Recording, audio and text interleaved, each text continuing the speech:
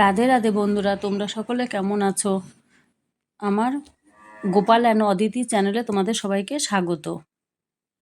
আমি আজকে আলোচনা করব আমরা তিলক পড়ি কেন। দ্বাদশ অঙ্গে শ্রী বিষ্ণুর দ্বাদশ নাম মন্ত্র যোগে পবিত্র গোপীচন্দন সুরক্ষা তিলক ধারণ করলে মৃত্যুর কালচক্র থেকে উদ্ধার পেয়ে বৈকুণ্ঠ গতি লাভ হয়।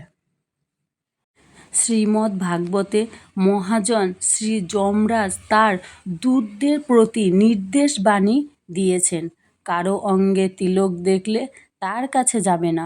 প্রতিদিন তিলক ধারণ করাই বিধি। শ্রী চৈতন্য মহাপ্রভুর কাছে কয়েকজন ছাত্র পড়তে আসতো। একদিন একজনের কপালে তিলক না দেখতে পেয়ে মহাপ্রভু বলেছিলেন, তিলক না থাকে যদি বিপ্রের কপালে।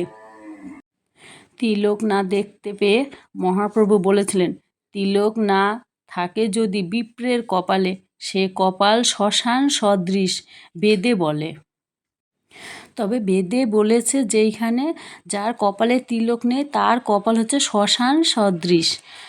এইবার এই তিলক সম্বন্ধে যদি কেউ ভালো ডিটেলস জানতে চায় তা চৈতন্য ভাগবত পড়লে পরে সে সব কিছুই জানতে পারবে। আবার বলছে যজুর্বেদে বলা হয়েছে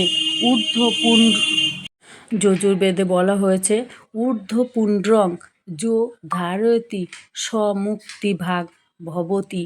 ঊর্ধ্বপুণ্ড্র তিলক যে ধারণ করেছে বুঝতে হবে সে মুক্তি লাভের প্রতীক।